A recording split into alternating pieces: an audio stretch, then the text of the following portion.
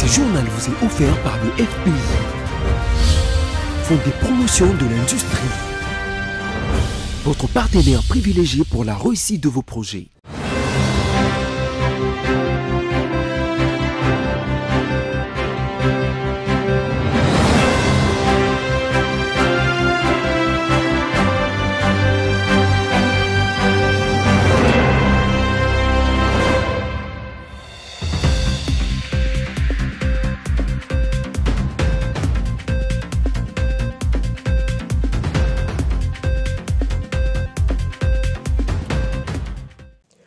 Bonsoir à tous et bienvenue dans ce journal dont voici les sommaires.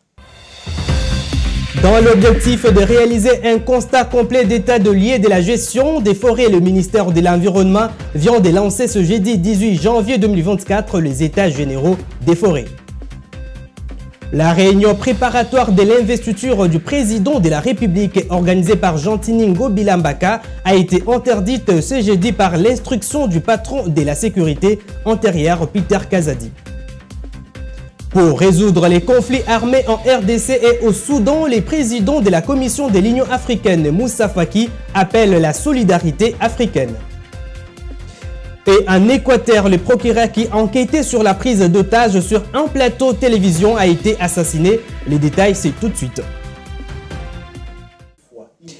Encore bienvenue dans ce journal si vous nous rejoignez. Bras de fer entre le vice-premier ministre, ministre de l'Intérieur et Affaires coutumières Peter Kazadi et l'ancien gouverneur de la ville de Kinshasa, Gentini Ngobila Mbaka. La rencontre prévue pour les préparatifs de la cérémonie d'investiture du chef de l'État ce jeudi 18 janvier 2024 entre Gentini Ngobila Mbaka et le bourgmestre a été annulée par le policier sous instruction de Peter Kazadi, pesant dès son poids en interdisant même l'accès à Ngobila à l'hôtel de ville de Kinshasa. Ginette Fika nous en dit plus. Malgré sa suspension par le vice-premier ministre, ministre de l'Intérieur Peter Kazadi Kakonde, les désormais ex-gouverneur de la ville-province de Kinshasa, Gentini Ngobila Mbaka, ne cède toujours pas.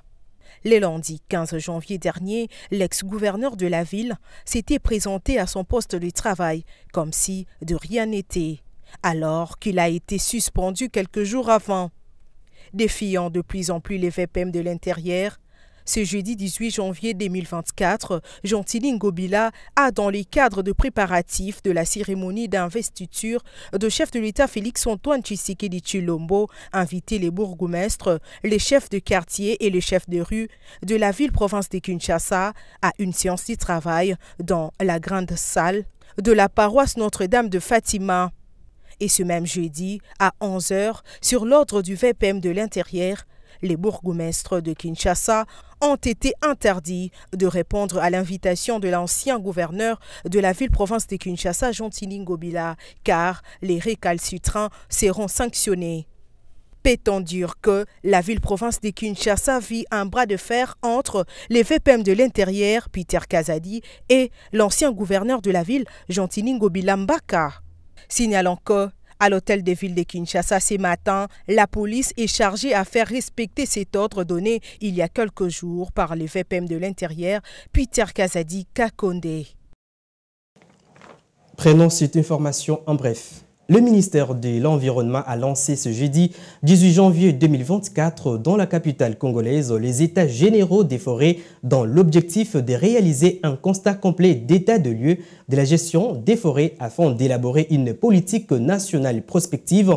Les participants à ces assises se pencheront sur l'évaluation de la mise en œuvre du moratoire encore en cours sur les forêts congolaises pour adopter une nouvelle feuille de route et en définir les modalités. Nous y reviendrons dans nos prochaines éditions.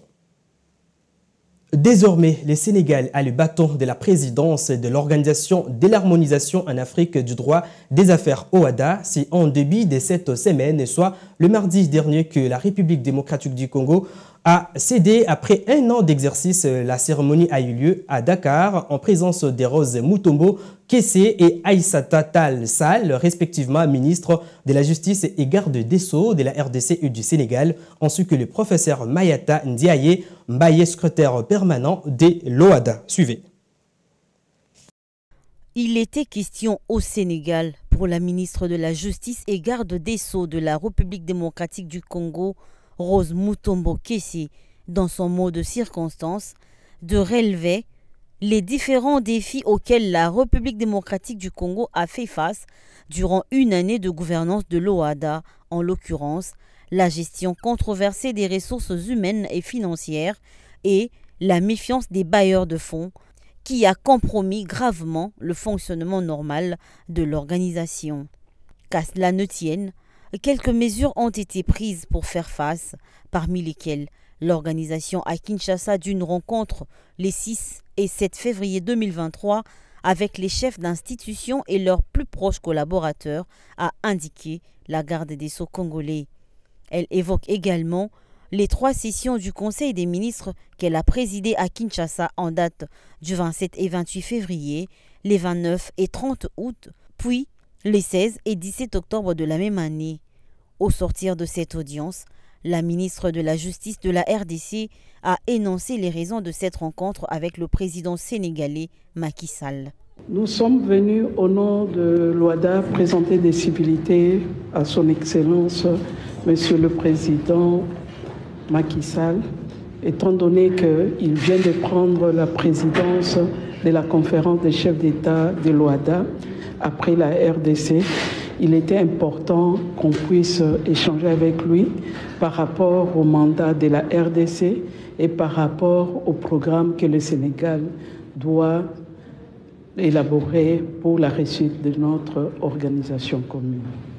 Pour rappel, l'OADA a été créée le 17 octobre 1993 par le traité de Port-Louis de l'île Maurice, composé de 17 pays membres avec comme objectif assurer la sécurité juridique et judiciaire des affaires. Le traité relatif à l'OADA a été ratifié par la RDC le 27 juin 2012 et les instruments d'adhésion déposés le 13 juillet 2012 auprès du Sénégal, pays dépositaire du traité. Ainsi, l'OADA est entrée en vigueur le 12 septembre 2012. Revenons à Kinshasa pour parler de la CENI. Le bureau Kadima est mis en accusation par les centres de recherche en finances publiques et de développement local en collaboration avec l'organisation non gouvernementale allemande Démocratie Reporting International pour opacité dans la gestion des fonds alloués à la centrale électorale pour l'organisation des élections du 20 décembre dernier. C'est ce qui ressort du rapport de ces 2 organes. Yves Maélé nous en dit plus. Après la tenue des élections par la Commission électorale nationale indépendante, place est à l'audit. Le rapport des études effectuées par les centres de recherche en finances publiques et développement local en collaboration avec l'ONG allemande Démocratie Reporting International sur la gestion de fonds alloués à la CENI. Ces 2 organismes notent une perte des deniers publics s'élevant à près de 400 000 $ américains entre 2022 et 2023, soit d'une hausse de 25,1% de dépenses de la centrale électorale nationale indépendante entre les 2 cycles électoraux, a fait savoir Valérie Mandianga, coordonnateur du CERDEFDEL, au cours d'une interview accordée à nos confrères de la radio Cap. Le budget de la CENI a pratiquement explosé. Pourquoi? Parce qu'on ne sait pas réellement qu'est-ce que la CENI veut utiliser avec ces fonds-là. Nous avons écrit à la CENI pour chercher à comprendre davantage, organiser une séance de confrontation, c'est-à-dire que les documents que nous avons, on devrait les confronter c'est-à-dire aux avis de la CENI. Mais la CENI n'a jamais répondu à toutes nos lettres. Maintenant, nous devons passer à la redevabilité. Il faut que la CENI rende compte. Nous ne voudrons plus avoir une CENI qui n'est pas redevable vis-à-vis du peuple congolais, parce que les fonds que la CENI a utilisés, c'est les fonds du contribuable congolais. C'est la population qui est le premier contributeur. C'est à lui de savoir pourquoi la CENI a par exemple surfacturé les dispositifs électroniques de vote. Pourquoi la CENI a surfacturé les kits d'enregistrement des électeurs. Parce que nous sommes dans le même pays. La CENI, nous l'avons vu en 2017, la CENI a acheté les kits d'enregistrement des électeurs à 45 millions d'euros auprès de l'opérateur Gemalto. Maintenant, en 2022, la CENI achète les mêmes équipements auprès de Miro System à 92 millions de dollars pour le contrat initial et après avec un contrat annexe, ce qui nous amène à 130 millions de dollars, pratiquement les triples. Nous, en tant que société civile, nous sommes en train de porter tout simplement notre jugement critique par rapport aux documents officiels, faire des simulations, comprendre que nous sommes dans un même environnement économique, nous sommes dans un même pays, même si on nous dira non, écoutez, il y a eu par exemple l'inflation, mais nous doutons que même s'il y a inflation, on ne peut pas passer de 45 millions d'euros à 130 millions d'euros juste pour le même besoin. Non, et puis à l'espace de 4 ans. Nous avons opté pour l'informatisation des outils de la CENI, c'est-à-dire que passer par des votes numériques, avec le numérique, je pense que ça devrait nous permettre de réduire le coût au lieu d'exploser le coût. Pourquoi? Parce que vous avez le même besoin, la CENI est restée la même, vous avez le même besoin, mais chaque président vient avec ses chiffres. C'est ce qui n'est pas normal. Sachez que ces études sur la gestion de fonds de financement alloués à la Commission électorale nationale indépendante a été faite pour éclairer l'opinion tant nationale qu'internationale sur le pratique financier décrié par plusieurs observateurs. Je l'annonce au sommaire, le président de la Commission de l'Union africaine, Moussa Faki, a appelé les États africains à la solidarité pour résoudre les conflits armés à l'est de la RDC et au Soudan. Il a fait cet appel à l'unité au cours de la 47e session du comité des représentants permanents de l'Union africaine qui s'est organisée. L'insécurité à l'est de la République démocratique du Congo et au Soudan était au centre de la préoccupation à la 87e session du comité de représentants permanents, organe chargé de la gestion des activités quotidiennes de l'Union africaine. À cette occasion, le président de la Commission de l'Union africaine, Moussa Faki, a appelé les États africains à la solidarité pour résoudre les conflits armés en RDC et au Soudan. L'organe chargé de la gestion des activités quotidiennes de l'Union africaine a déploré la persistance des tensions entre la République démocratique du Congo et le Rwanda. À ses pieds, Moussa Faki a fait savoir que l'unité que nous construisons avec persévérance et tolérance dans un effort de collaboration qui transcende le particularisme neutralise les considérations contraires à l'intérêt général et ses ressources en permanence de la compréhension mutuelle. Cependant, le président du CUA dit mener cette démarche afin de forger un monde de gestion de problèmes de l'Afrique qui intègre le défi de l'avenir. Après presque 2 mois de calme, les conflits intercommunautaires qui opposent les Mbolé et l'Angola a repris en début de cette semaine avec une attaque des hommes armés qui visaient les déplacés à Kisangani, chef-lieu de la province de la Tchopo. À l'issue de ces attaques, 5 personnes ont été tuées et 3 autres grièvement blessées, parmi eux une fillette de 6 ans. C'est ainsi que l'organisation non gouvernementale Médecins sans frontières est venue à la rescousse de plus ou moins 575 déplacés en besoin de soins médicaux. Patricia Bomolo nous en dit plus.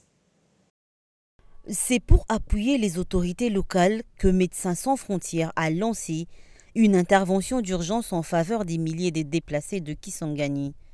Cette ONG offre des soins de santé, la prise en charge de la santé mentale, de l'eau potable et aussi des kits d'hygiène. Au total, 575 patients ont bénéficié de soins de santé de base par Médecins sans frontières. Parmi ces patients, 25 cas graves ont été transférés à l'hôpital général de Lubunga et 58 enfants qui souffraient de la malnutrition ont été soignés, tel que le rapporte le Dr Gervais Bonnier, coordonnateur médical adjoint au sein de l'équipe de réponse aux urgences de MSF à Kisangani. En ce qui concerne la précarité des conditions de vie de ces déplacés, le MSF a mis à leur portée des abris et matériel d'hygiène à plus ou moins 500 ménages sur les sites Sainte-Marthe et Lukusa. La même organisation a également mis à la disposition de ces derniers les sites 4 latrines dans le but d'améliorer les conditions d'hygiène de ces déplacés. Il est important de noter que ce conflit a fait plus de 500 morts et des dégâts matériels importants, notamment 700 cases incendiées depuis le mois de février 2023. Triste nouvelle, le procureur chargé de l'enquête concernant l'irruption d'hommes armés en direct sur le plateau d'une chaîne de télévision publique équatorienne le 9 janvier dernier a été assassiné dans la journée d'hier alors que le pays se trouve sous les régimes de l'état d'urgence en guerre contre les gangs des narcotrafiquants. Suivez. Sa voiture a été retrouvée en pleine rue dans la ville de Guayaquil, la vitre passager criblée de balles. À son bord, le procureur César Suarez est mort sur le coup. Une nouvelle onde de choc pour le pays. Quelques jours après la prise d'otage d'une équipe de télévision, c'est lui qui était en charge de l'enquête. Ce que les gangs ont fait est vraiment injuste. Les criminels de ce pays prennent le pouvoir d'une manière ignoble, en ôtant la vie à un homme bon et humble qui luttait contre l'injustice. Les images très spectaculaires de l'irruption d'hommes lourdement armés sur un plateau de télévision avaient fait le tour du monde. Mis en joue par plusieurs narcotrafiquants, ce journaliste avait été mis à genoux au milieu des coups de feu. Assassinat d'un candidat à l'élection présidentielle, mutinerie et prise d'otages dans les prisons. Depuis plusieurs semaines, les gangs sèment la terreur dans le pays. L'État leur a déclaré la guerre. Je vais être catégorique. Les groupes criminels organisés et les terroristes n'arrêteront pas notre engagement envers la société équatorienne. Les violences dans le pays ont fait au moins 19 morts. Pour son entrée dans le groupe F dès la CAN 2023, les Léopards de la République démocratique du Congo ont concédé un match nul d'un but partout face aux Chipolopolo Boys de la Zambie dans la soirée du 17 janvier au stade Laurent Poko de San Pedro. Nous sommes en Côte d'Ivoire. Suivez. Cette première journée. Eh oui, les Léopards de la République démocratique du Congo ont certes dominé le jeu dès les coups d'envoi de la rencontre. Sur le fait qu'ils ont enfin trouvé la solution dans cette défense zambienne, les joueurs Mais ils ont vite été surpris par les Chipolopolo Boys de la Zambie qui ont ouvert les scores à la 23e minute. Attention, il faut vite retourner dans le but. Oui, parce qu'il faut jouer vite, parce que c'est joué vite, parce que c'est joué très vite. C'est tout ce qui surprend. Mais cet exploit des Zambiens n'a été que des courtes durées, car 4 minutes plus tard, l'attaque à Yohan Wissa a permis aux Congolais d'égaliser sur un parfait service de Cédric Bakambu à la 27e minute. Oui, un bon appel à Bakambu, le bon contrôle. Cédric Bakambu qui va pouvoir centrer. Ah, il est magnifique ce geste. Dans les groupes F, c'est le Maroc qui ont dominé la Tanzanie lors de la première affiche avec un score de 3-0. Le Maroc rejoint ainsi le Sénégal et la Côte d'Ivoire, les favoris qui ont assuré le premier match, tandis que d'autres, entre autres, les Nigeria, l'Égypte, les Ghana, les Cameroun, l'Algérie ou encore la Tunisie, ont manqué leur premier rendez-vous. Concernant la RDC, ils devront être plus tranchants et décisifs pour prendre les 3 points à leur deuxième match face au Maroc dimanche prochain. Et en réaction à ce premier match de la République démocratique du Congo dans cette compétition de la CAN 2023, Randy Ngwala, journaliste et analyste sportif, pense que malgré le résultat, les Léopards de la RDC ont dominé ce match et pense en même temps qu'il y a des leçons à tirer pour préparer les autres compétitions. Il a été joint au téléphone par notre rédaction. On l'écoute. Les Léopards de la RDC nous ont un petit peu déçus par rapport à leur prestation XXL qu'ils nous ont livré hier au stade de Pokou. Je crois que de la manière classée ou honnête, on a dominé le match de bout en bout. La RDC a si géré, mais sauf que on n'arrivait pas à trouver la faille. Donc voilà que les Zambiens, sur leur première occasion nette, ils ont marqué. Et je crois qu'on a des leçons à tirer par rapport à cette rencontre. C'est quand même plusieurs fois qu'on affronte la Zambie en Coupe d'Afrique des Nations, bien qu'on n'a jamais perdu face à cette équipe des Chipolopolo Boys, mais arrive quand même à nous tenir toujours en échec. Donc je crois que après, bien sûr, la finale qu'ils ont perdue en 74 face à la RDC, jusque-là, ils n'arrivent toujours pas à nous battre dans une phase finale de la Coupe d'Afrique des Nations. Mais dis-moi, il faudrait quand même savoir que ce point de match nul nous a quand même rendu très difficile par rapport à nos calculs, parce qu'il ne faut pas oublier que nous sommes avec le Maroc aussi, qui est quand même une sélection que je peux dire mûrie, demi-finaliste de la dernière Coupe du Monde au niveau du Qatar. Donc il faudrait vraiment s'en méfier par rapport aussi à leurs prestations. Vous avez vu qu'ils ont puni la Tanzanie 3-0. Donc je crois que dans quelques jours, il faudra Sébastien Desabre de s'enquérir vraiment de la situation et d'essayer un peu de relever la tête par rapport à ces points perdus face à la Zambie. Place à présent au rappel des principaux titres. Dans l'objectif de réaliser un constat complet d'état de lieu de la gestion des forêts, le ministère de l'Environnement vient de lancer ce jeudi 18 janvier 2024 les états généraux des forêts. La réunion préparatoire de l'investiture du président de la République organisée par Jean-Tiningo Bilambaka a été interdite ce jeudi par l'instruction du patron de la sécurité intérieure, Peter Kazadi. Pour résoudre les conflits armés en RDC et au Soudan, le président de la Commission de l'Union africaine, Moussa Faki, appelle à la solidarité africaine. Et pour terminer, en Équateur, le procureur et enquêteur sur la prise d'otages sur un plateau télévision a été assassiné. Les détails, vous l'avez eu dans ce journal. Ce journal est complètement terminé. Merci de votre fidélité. Au revoir et à la prochaine.